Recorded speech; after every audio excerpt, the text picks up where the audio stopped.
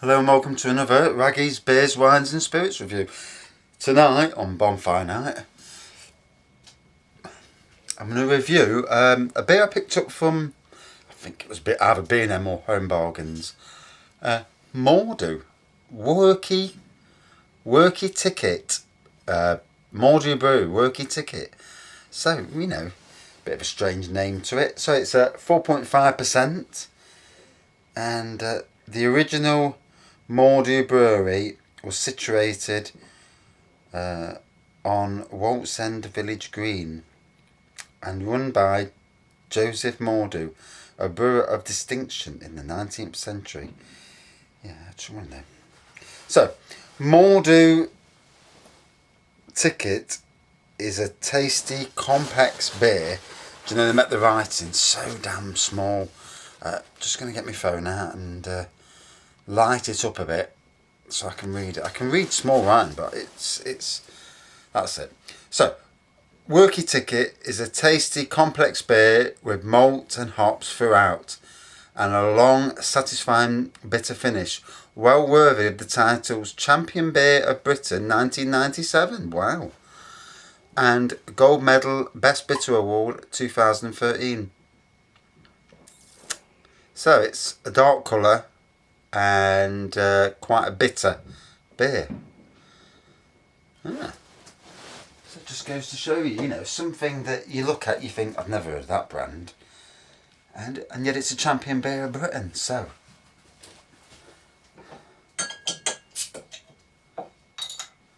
Let's pour it out. I do apologise for the glass. I've just done a review and I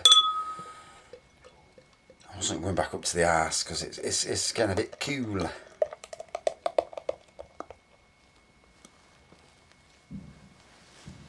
So a nice, I would say that would be a copper colour with a good white head on it.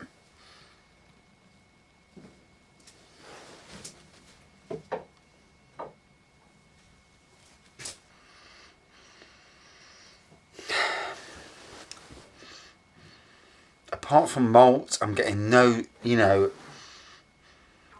real aroma coming through. Right.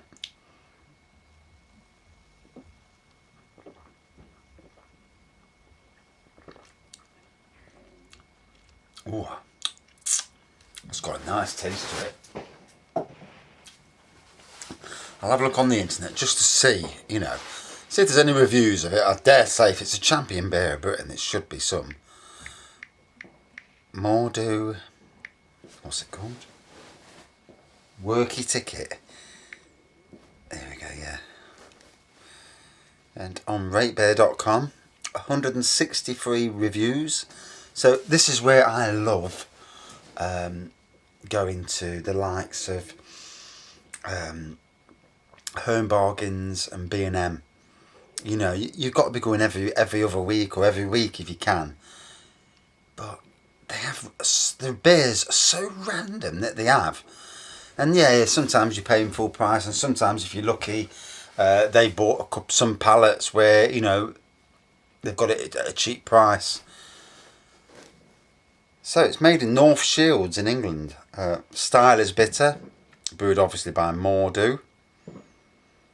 Champion Beer Britain 1997. Wow. When I left school. No, that was 87. Yeah, there you have. Yeah, don't let the grey hair fool you. So, bottle at home. This is a 3.6 out of 5. So a good review for an aggregate site. A balanced taste, but with perhaps a slight emphasis on the sweet malts. This was not unwelcome and made for a great mouthfeel and fantastic drinkability. Very nice. Here's another review. Pours a clear, rich amber colour with a small, thin, off-white head. Aroma is malty. I did get the malt. Caramel and ripe fruit. I cannot pronounce my R's and W's. Do apologise for that. A moderately sweet, malty caramel taste. Some ripe fruit flavours and twiggy, dry, bitter finish. Both have said it's sweet, yet it's supposed to be bitter. So, a lovely bitter from Scotland. Is it? Served drafting at a northeast pub. Enjoyed it immensely. A bitter, but not bitter. Tasty malts, dark colour and pleasing head. He likes his head, he does. And he gave it a 4.6 out of 5. Bottle from Asda on July this year. I've never come across bottled Mordue in Scotland, so this is a bit of a novelty. Verdict, not too bad.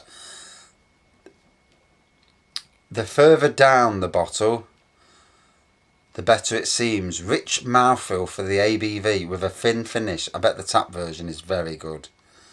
And last one, a chestnut brown beer with a slight white head. Lots of toffee and bready malts in the flavour and a slight hint of licorice.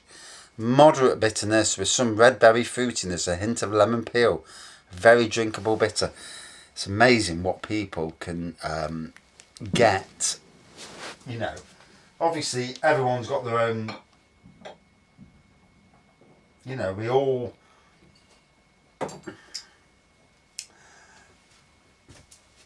get different things from beers.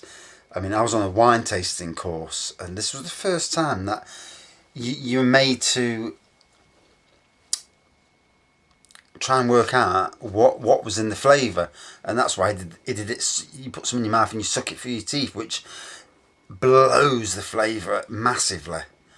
And you know, everyone's perceptions are very different, which is really why the breweries should put the see, smell, taste, you know.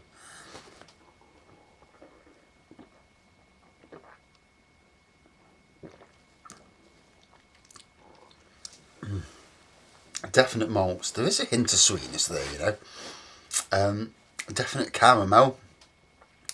I mean, a lovely colour to it.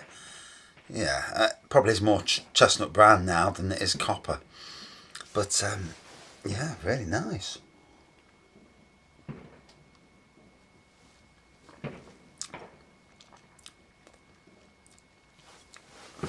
And as I've said already, you know, some of these are from B&M bargains, brands you've never heard of, and you know, some are treasures, you know, to be tried, because there's some absolute belting beers amongst them.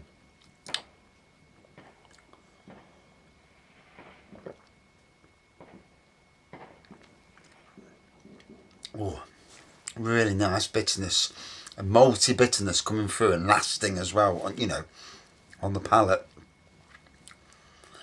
Will I ever see this again? Probably not. You know, it's probably just an absolute one-off, but really nice.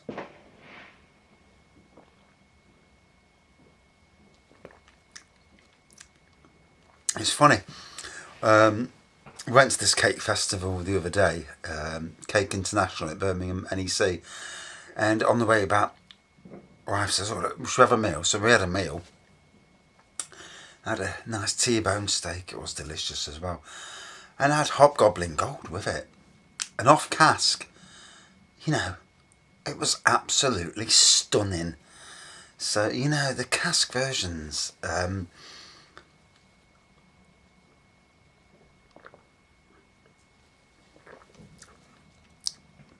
I do like beers that deliver something, you know, nice. This is one of them beers. Still retaining the head, 2/3 down the pint.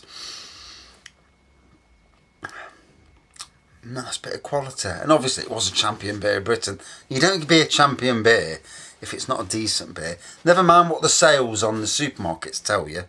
The sales on supermarkets tell you that something was put on for £1 and everybody's bought it. Hence why beers like Spitfire and Pedigree, because when I was at Sainsbury's, Spitfire especially used to be on at a pound, loads. And obviously it is a good beer, but it's not, you know, it's definitely not a top 10 beer for me. It's a nice beer, but there are a lot better out there. You know, it's not moved with the times. This, to say, you know, it's obviously when it won the Champion Beer of Britain. When did it win it? 1997. Wow, 21 years ago. You have to think then. And obviously since then, the beer industry in Britain has transformed, you know, in the years I was at Sainsbury's, you know, Brewdog were a nothing company then. Now they're one of the biggest craft beer companies in the world. And beer festivals were very small back in them days. Now, the Robin Hood Beer Festival is a massive. And so, you know, this has stood the test of time rather well.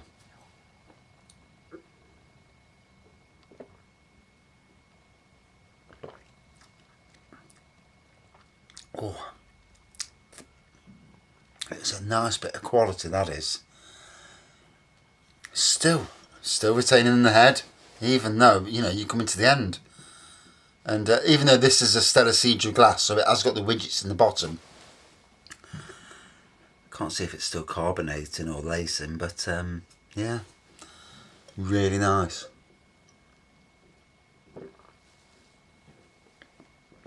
I like to do honest reviews because I'm never going to meet the people. You know, if it's a good beer, I'll say it's a good beer. If it's not so good, I will say it is. And it's the way to be, you know. You don't want to be drinking something. You don't want to pay £3 or £4 or more for a beer and it turns out rancid, you know.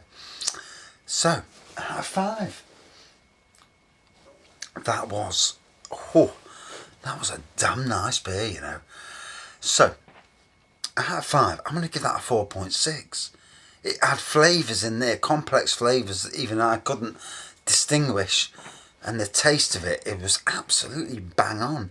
And I paid like £1 for it, you know. Amazing, you know. So if you get the chance and you see it ever in the B&M or in bargains, I mean, I've never seen it in one of the big supermarkets or in Aldi or Lidl, you know.